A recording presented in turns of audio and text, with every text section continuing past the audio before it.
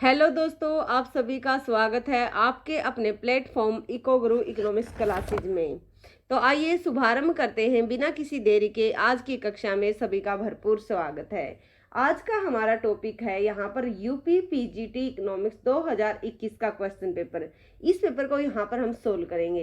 इस पेपर को सोल्व करने के बाद आपको ये पता चलेगा, जब इसको देख लोगे आप पूरे को, कि पेपर में क्या पूछा गया है और क्या नहीं पूछा गया है। देखिए, इस क्वेश्चन पेपर को हम इस तरीके से देखने वाले हैं कि आपको सारे के सारे कंसेप्ट क्या हो जाएंगे, रिकॉल हो जाएंगे। ये ध्यान रखिएगा। दूसरी बात ये हम आपको बता देना चाहती हूँ, अगर आप इस यूपी पीजीटी की तैयारी कर रहे हो तो आप जितनी भी वीडियोज इको गुरु इकोनॉमिक्स क्लासेज के यूट्यूब चैनल पर अपलोड की गई हैं, अगर आप उन वीडियोज को देख लेते हो तो 90 से 95% जो है आपका जो ये सिलेबस है वो कवर हो जाएगा। वहाँ पर 100+ जो है वीडियो अपलोड की जा चुकी हैं।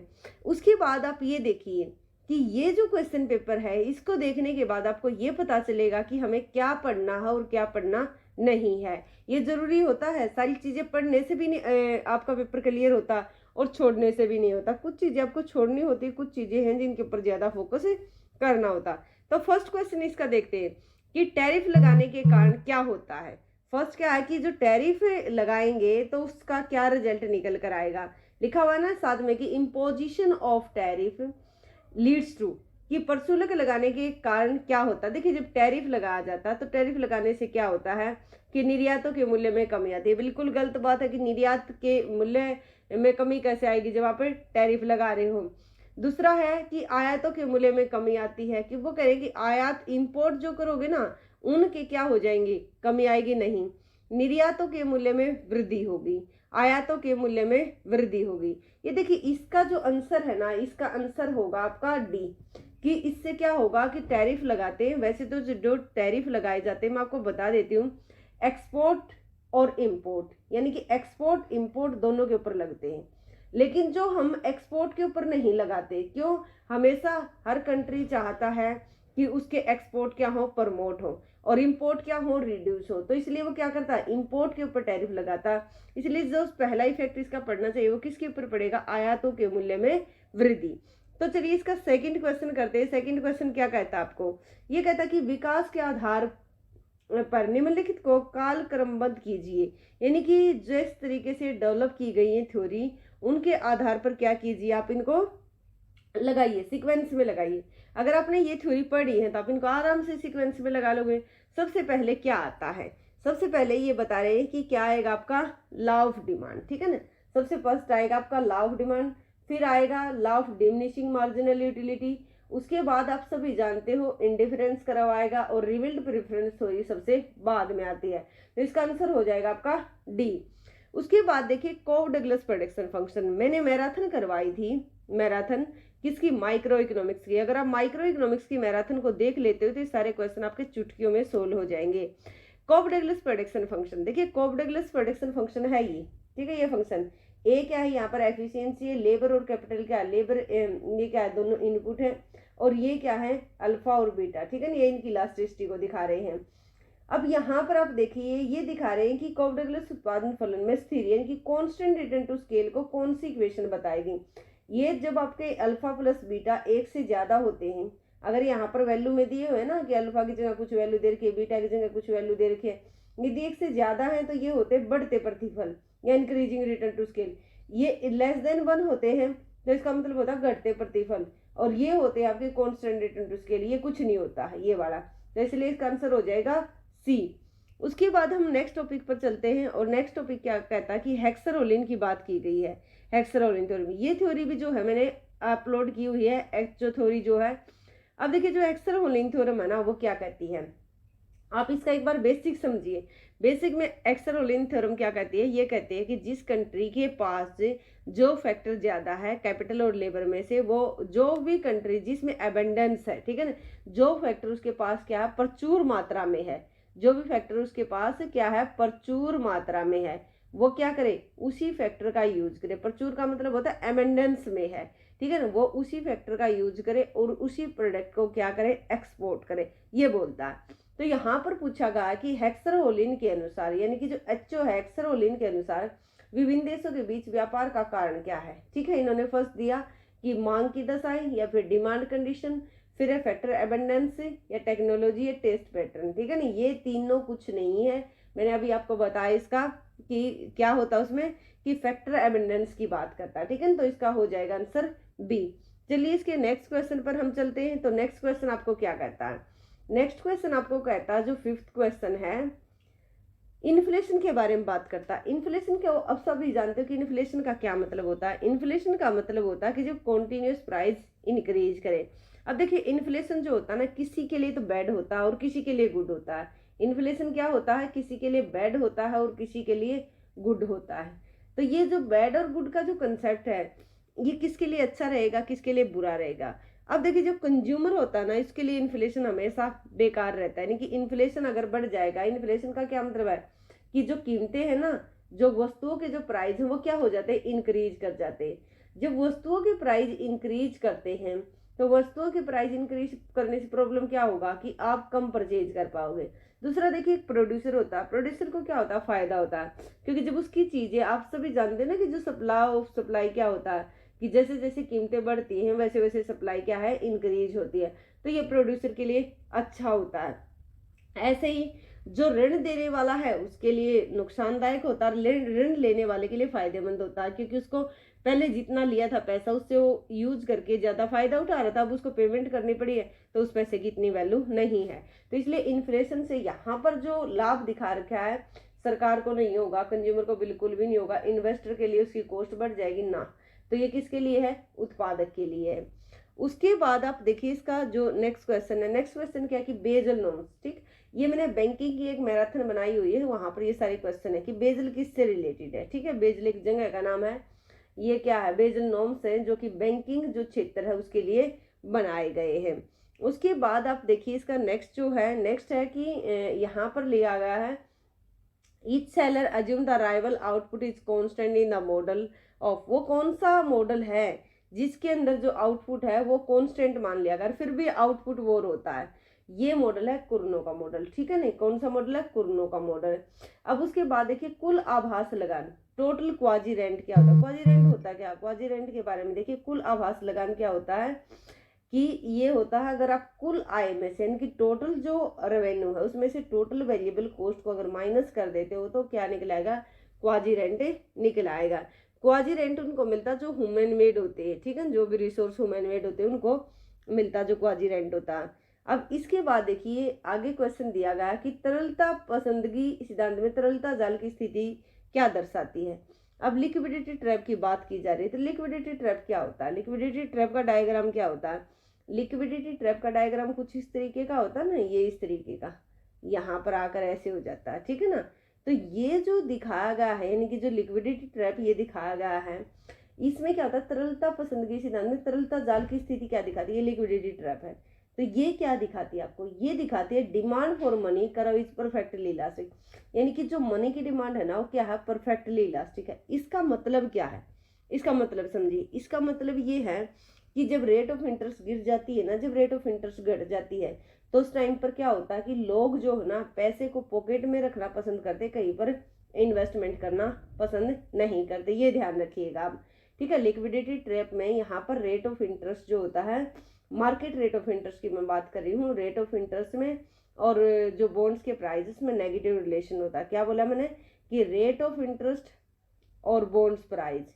ठीक है, जो बॉन्ड्स के जो प्राइस हैं उनमें कैसा रिलेशन होता है, इनवर्स रिलेशन होता है, नेगेटिव संबंध होता है। जब बॉन्ड्स रेट ऑफ इंटरेस्ट बढ़ता है, जब रेट ऑफ इंटरेस्ट इंक्रीज करता है तो बॉन्ड्स प्राइस जो है, बॉन्ड्स की कीमतें क्या करती है, घट जाती हैं। और जब बॉन्ड्स की कीमतें घट जाती हैं तो उस टाइम पर बॉन्ड्स को क्या कर लिया जाता है, परचेज कर लिया जाता है जो सट्टा लगाने वाले होते हैं। जब रेट ऑफ इंटरेस्ट ज़्यादा होता है तो उस टाइम पर बॉन्ड्स के जब रेट ऑफ इंटरेस्ट क्या था यहाँ पर ज़्यादा था, उस दूसरा बोलेंगे यहाँ पर जब रेट ऑफ इंटरेस्ट क्या कम हो जाता है, ये तो ज़्यादा था ना, जब रेट ऑफ इंटरेस्ट घट जाता है तो उस टाइम पर बॉन्ड्स प्राइस क्या होते हैं, बहुत ज़्यादा होते हैं। और जो बॉन्ड्स के सट्टा लगाने वाले हैं अब इतने, इसके बाद इनको पता है कि रेट ऑफ इंटरेस्ट गिरेगा तो ये बॉन्ड्स को सेल कर देंगे। ठीक है, ये ध्यान रखिएगा आप। जब रेट ऑफ इंटरेस्ट कम है तो बॉन्ड्स प्राइस हाई है, वहाँ पर बॉन्ड्स को क्या किया जाएगा, सेल किया जाएगा। और जब बॉन्ड्स रेट ऑफ इंटरेस्ट ज़्यादा है तो बॉन्ड्स प्राइस क्या है, कम है, तो उस टाइम पर उनको परचेज किया जाएगा। इसलिए जब लिक्विडिटी ट्रैप की ये सिचुएशन होती है, जब रेट ऑफ इंटरेस्ट बहुत कम होता, इस टाइम पर ये क्या करते हैं कि इन्वेस्टमेंट करने की बजाय क्या करते हैं लोग, पॉकेट में अपने पैसे को पॉकेट में रखना पसंद करते हैं। ये ध्यान रखना बस आपको। अब चलते हैं इसके नेक्स्ट जो 10 क्वेश्चन है। 10 क्वेश्चन आपको क्या कहता है, निम्नलिखित में से कौन सा एक युग्म प्रत्यक्ष कर है, यानी कि डायरेक्ट टैक्स कौन सा। डायरेक्ट टैक्स के बारे में आपने बात करनी है। डायरेक्ट टैक्स कौन सा होता है, एक ऐसा टैक्स होता है जो जिसके ऊपर लगेगा वही उसकी पेमेंट करेगा। तो इनमें से कौन सा आप एक तरीके से आपने क्या करना है, कॉम्बिनेशन चूज करना। अब इन्होंने बताया कि एक्साइज ड्यूटी और वेल्थ टैक्स, ठीक है ना, ये जो है ना यहाँ पर एक्साइज ड्यूटी और वेल्थ टैक्स या सर्विस टैक्स, इनकम टैक्स। देखिए इनकम टैक्स होता है डायरेक्ट टैक्स, ठीक है। दूसरा देखिए यहाँ पर वेल्थ टैक्स और इनकम टैक्स, ठीक है ना। यहाँ पर वेल्थ टैक्स क्या था आपका, ये डायरेक्ट था, लेकिन एक्साइज ड्यूटी और ये जो है सर्विस टैक्स क्या है, ये इनडायरेक्ट है। यहाँ पर आप देखिए कि वेल्थ टैक्स जो है ना, वेल्थ टैक्स और इनकम टैक्स, ये जो सी है ये आपका क्या कहलाएगा, एक डायरेक्ट टैक्स का कॉम्बिनेशन है, वेल्थ टैक्स और इनकम टैक्स। आप ये देख पा रहे होंगे कि डायरेक्ट टैक्स कौन सा होता है, डायरेक्ट टैक्स वो होता है जब जिसके ऊपर लगेगा वही उसकी पेमेंट करेगा। इनडायरेक्ट क्या होता है, लगता किसी के ऊपर है और पेमेंट उसकी कोई और करता है, ये ध्यान रखिएगा। उसके बाद देखिए ब्रेटन वुड्स की बात की जा रही है यहाँ पर। 1944 के ब्रेटन वुड्स मिल में किस अंतर्राष्ट्रीय संस्था का जन्म हुआ था। देखिए होता क्या है, जब सेकेंड वर्ल्ड वार होता है ना, सेकेंड वर्ल्ड वार, तो इस सेकेंड वर्ल्ड वार में आप देखते हो कि 3 चीज़ों को स्टेब्लिश करने की बात की जाती है। वो 3 चीज़ें, 3 है 4 अभी बताती हूँ। एक है इंटरनेशनल मॉनेटरी फंड, ठीक, एक वर्ल्ड बैंक जिसको IBRD बोलते थे, IBRD, ठीक है। एक है यहाँ पर इंटरनेशनल ट्रेड ऑर्गेनाइजेशन ITO, और 4 थे ये, एक था Bretton Woods system, Bretton Woods system. देखिए ये दोनों के दोनों तो एक साथ स्टेब्लिश हो गए थे, ठीक है। आगे पीछे इन्होंने वर्क करना स्टार्ट किया था लेकिन एक साथ। ITO को स्टेब्लिश नहीं किया जा चुका था क्योंकि यूएस ने इसके ऊपर सिग्नेचर नहीं किए थे और उस टाइम पर यूएस की ही तुत्ती बोलती थी। ब्रेटन वुड्स जगह थी जहाँ पर ये क्या हुआ था, सम्मेलन हुआ था। ब्रेटन वुड्स सिस्टम एक अलग सिस्टम है जिसके अंदर आप देखोगे डॉलराइजेशन की बात करोगे, उसके बाद मतलब इससे रिलेटेड है वो।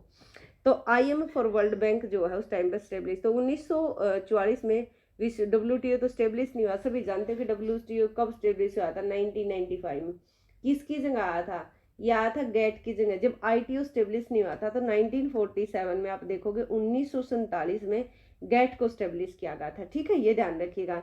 IDA क्या, वर्ल्ड बैंक की ही एक मतलब एक तरीके से ये इसके साथ ही काम करती है, इसी की एक ग्रुप है ये। फिर उसके बाद आगे देखिए आप, केन्स सबसे अधिक संबंध है। केन्स का रिलेशन किससे है, केन्स का जो संबंध है वो है डिमांड पुल इन्फ्लेशन से, ठीक है ना, कॉस्ट से नहीं है ना, स्ट्रक्चरल इन्फ्लेशन अलग है, तो ये डिमांड पुल इन्फ्लेशन से संबंधित है, ये ध्यान रखिएगा। अब आगे चलते हैं इसके, और आगे चलने पर देखते हैं इसका जो 13 क्वेश्चन है। देखिए इस वीडियो में जितने क्वेश्चन होंगे वो हम आपको करवाऊंगे। अगर 125 में 125 में से क्वेश्चन बच जाते हैं तो उनको हम बाद में कर लेंगे नेक्स्ट वीडियो में, और हो जाते तो करवा दूंगी। फिलिप्स वक्र जो है किन किन के बीच में रिलेशन दिखाता है। देखिए फिलिप्स वक्र किसने दिया था, इनिशियल फिलिप्स वक्र जो था फिलिप्स ने दिया था। तो ये क्या था, ये इस तरीके का। तो ये किस चीज के, यहाँ पर अनएम्प्लॉयमेंट है, ठीक है ना, यहाँ पर नॉमिनल वेज की बात की जाती है, और दूसरा क्या है, इन्फ्लेशन। 2 चीजों को लेकर चलते हैं। तो यहाँ पर मेनली जो है ना, मेनली ये बात करता है, किस चीज की बात करता है, ये बात करता है यहाँ पर इन्फ्लेशन रेट और अनएम्प्लॉयमेंट के बीच में, दो के बीच में।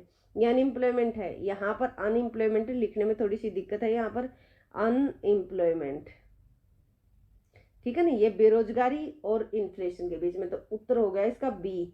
और उसके बाद आप देखते हो कि सिर्फ अल्पकाल से रिलेटेड है, सिंपल फिलिप्स करो जो है। दीर्घ काल में कैसा हो जाता है, फिलिप्स करो वर्टिकल हो जाता है, ठीक है ना, जो NAR यहाँ पर आप देखते हो, ठीक है, नेचुरल रेट ऑफ अनएम्प्लॉयमेंट उसकी बात करते हो। और यहाँ पर इससे पहले अगर आप इस साइड देखते हो ना, इस साइड आते हो, अगर इस साइड आते हो तो यहाँ पर आप क्या देख पा रहे हो, इस साइड आओगे तो इस साइड आने से इन्फ्लेशन बढ़ता है और बेरोजगारी देखिए कम होती है। तो इसका मतलब क्या है, ये बताता है कि जब इन्फ्लेशन इंक्रीज करता है तो इन्फ्लेशन इंक्रीज करने से बेरोजगारी घटेगी, और इन्फ्लेशन के डिक्रीज करने से बेरोजगारी क्या होगी, बढ़ेगी। ये ध्यान रखना आपको। मैंने क्या बोला कि इन्फ्लेशन अगर बढ़ेगा तो बेरोजगारी कम होगी, और इन्फ्लेशन घटेगा तो बेरोजगारी ज़्यादा होगी। अब इसका सेकंड क्वेश्चन सोल्व करते हैं। 14 जो है, निम्नलिखित में से कौन सा कारक निर्यात प्रोत्साहन के लिए उपयुक्त नहीं है, यानी कि एक्सपोर्ट प्रमोशन की बात की जा रही है। अब देखते हैं, एक्सपोर्ट प्रमोशन के लिए ये नहीं की बात कर रहा है। जब आप नहीं की बात करते तो उस चीज़ को समझते हैं ना, नहीं का क्या मतलब होता है, नहीं। तो ये देखिए, तो नहीं के अंदर क्या है कि कौन सा ऐसा है जो एक्सपोर्ट प्रमोशन के लिए सही नहीं है, बाकी सारे सही होंगे। अब कि विश्व बाजार में निर्यात का हिस्सा बढ़ाने के लिए, देखिए तो अच्छी बात है, इससे तो एक्सपोर्ट प्रमोट होगा ही कि हमारा ना वर्ल्ड के अंदर है ना जो शेयर है ना वो इंक्रीज हो रहा है, एक्सपोर्ट का, हमारा एक्सपोर्ट बढ़ रहा है। दूसरा, टू फाइनेंसिंग ऑफ इम्पोर्ट की, आयातों को वित्त प्रबंध करने के लिए, ठीक है ना, आयात जो इम्पोर्ट जो करते हैं ना उनके लिए क्या करेंगे हम, एक तरीके से जो इम्पोर्ट किए जा रहे हैं उनको फाइनेंस किया जाए। दूसरा, घरेलू बाजार में वस्तु की आपूर्ति बढ़ाने के लिए, विदेशी ऋणों की अदायगी के लिए, which of the following factors is not appropriate regarding to export promotion. देखिए अब इसको देखिए, घरेलू बाजार में वस्तुओं की आपूर्ति बढ़ाने के लिए, अब निर्यात का क्या मतलब होता है, बाहर भेजना, तो वह करेगी ये इसके लिए उपयुक्त नहीं है। विदेशी ऋणों की अदायगी, ये तो ठीक है भाई, अगर हमारे हम जो बाहर के जो हमने लोन लिए हुए एक्सटर्नल, अगर उनको पे कर देंगे, ठीक है, तो पे करने के बाद क्या होगा, अच्छे संबंध बने रहेंगे। दूसरा कि आयातों के अगर हम जो इम्पोर्ट करते हैं उसको अगर हम पेमेंट कर पाए, ठीक है ना, तो हमारे एक्सपोर्ट और इम्पोर्ट क्या है ये, लेकिन ये वाला नहीं है कि हमें एक्सपोर्ट प्रोत्साहन कौन सा कारक जो है निर्यात प्रोत्साहन के लिए सही नहीं। घरेलू बाजार में अगर हम अपने देश में ही चीज़ों को बेचते रहे तो बाहर कैसे बेचेंगे, तो यही इससे रिलेटेड नहीं है। दूसरे डायरेक्ट रिलेटेड नहीं है, पहले वाला डायरेक्ट रिलेटेड है ये वाला, बाकी ये आपको वैसे ही क्लियर करने पड़ेंगे। जो सबसे जेन्युइन है वो यही है, सी है। उसके बाद आप चलिए नेक्स्ट क्वेश्चन पर, 15 क्वेश्चन पर हम चलते हैं। अब देखिए, आप देख पा रहे हो ना कितना मतलब सही स्मूथ क्वेश्चन पेपर है, बहुत ही अच्छा पेपर है। कि सीमांत उपभोग प्रवृत्ति की बात की जा रही है, ठीक है ना, वह करें कि एमपीसी का मूल्य जब सीमांत बचत प्रवृत्ति शून्य हो, ठीक है, एमपीसी की बात कर रहे हैं, तो जब सीमांत प्रवृत्ति का मूल्य शून्य है तो बचत प्रवृत्ति क्या होगी ना, दोबारा देखिए, सीमांत उपभोग प्रवृत्ति का मूल्य क्या है जब सीमांत बचत प्रवृत्ति शून्य है, ठीक है। तो इसका मतलब क्या है, ये करेंगे, देखिए आप यहाँ पर देखिए एमपीसी प्लस एमपीएस होती है, marginal propensity to consume, marginal propensity to saving, दोनों इक्वल टू 1 होते हैं। चलता कैसे, ये ऐसे चलता है कि ये इनकम है, इनकम के दो पार्ट है, कुछ कंज्यूम किया जा रहा है, कुछ सेव किया जा रहा है, ठीक है ना, कुछ कंजम्पशन किया जा रहा है, कुछ सेव किया जा रहा है। यदि यहाँ पर इनकम में चेंज होता है, इनकम में चेंज होता है तो इनकम में चेंज होने से कंजम्पशन में भी और जो सेविंग है दोनों चीज़ों में हमारा चेंज हो जाएगा, ठीक। अगर हम इनको क्या करें, दोनों साइड चेंज इन वाई से डिवाइड कर दें, इसको भी चेंज इन वाई से डिवाइड कर दें, तो ये तो क्या हो जाएगा, इक्वल टू 1, ठीक है ना, 1 हो जाएगा। इस साइड क्या आएगा, change in C divide by change in Y, और प्लस में क्या आ जाएगा, change in S divide by change in Y. ये कहलाएगी आपकी एमपीसी और ये कहलाएगी आपकी एमपीएस।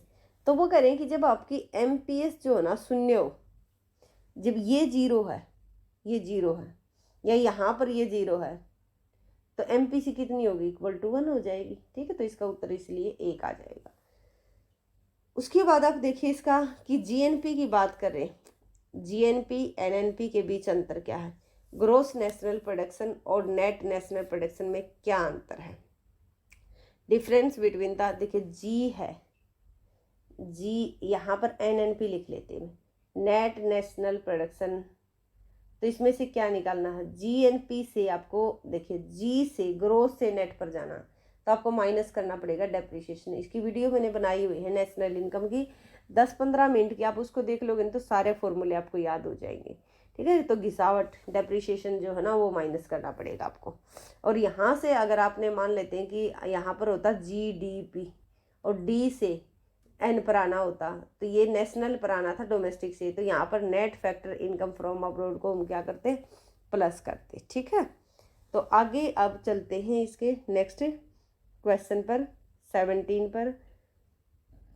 17 क्वेश्चन आपको क्या कहता है, इसको भी थोड़ा सा ध्यान रखिए। ये एचओ थ्योरी में से ये क्वेश्चन मैंने करवाया हुआ है। एक्स-रोलिंग सिद्धांत में साधन कीमत के संदर्भ में साधन प्रचुरता के कारण कब किसी देश को साधन पूंजी प्रचुर माना जाएगा।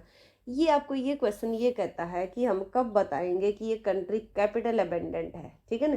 कैपिटल अबेंडेंट का मतलब है कि इसमें कैपिटल ज़्यादा है और इसमें लेबर कम है। कैपिटल अबेंडेंट का मतलब ये होता है पूंजी प्रचुर, या कैपिटल अबेंडेंट की बात करोगे ना तो इसका मतलब इसमें कैपिटल क्या है, ज़्यादा।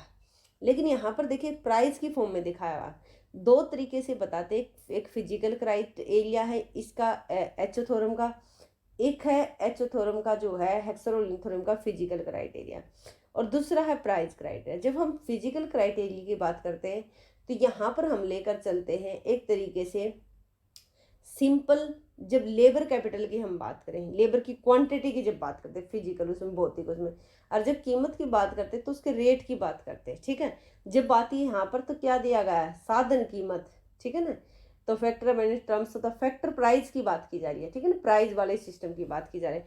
जब हम बात करते हैं प्राइस वाले की तो इसका मतलब ये है यहाँ पर है कि चाहे वो क्वांटिटी में कम है या ज़्यादा, वो फर्क नहीं पड़ता, यानी कि जो क्वांटिटी है उसका कोई फर्क नहीं पड़ता। जो फर्क पड़ रहा है यहाँ पर कीमत का, चाहे आपके पास क्वांटिटी कम है लेकिन कम होते हुए अगर उसकी कीमत लो है ना, ठीक है, तो आप उसमें अबेंडेंस कहलाओगे। यदि उसकी क्वांटिटी बहुत ही ज़्यादा है लेकिन फिर भी उसके प्राइस क्या है, हाई है, तो उसमें आप हो जाओगे स्कार्स, ठीक है ना। जो सस्ता है वो अबेंडेंस में है और जो कम महंगा है वो स्कार्स है, यानी कि उसकी दुर्लभता है, और जो सस्ता है वो क्या है, वो उसके पास ज़्यादा है। प्राइस की फॉर्म में ऐसे होता, क्वांटिटी फिर उसकी कुछ भी रहे।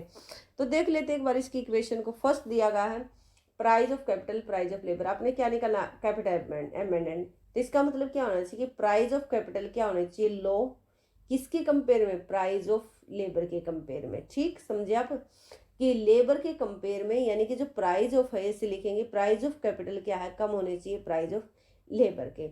अब यहाँ पर दो चीजें हम आपको बता देती हूँ। एक तो आप समझ गए कि सस्ता होना चाहिए कैपिटल किसके कंपेयर में, लेबर के। अब देखिए दो चीजें हैं, एक तो प्राइस ऑफ लेबर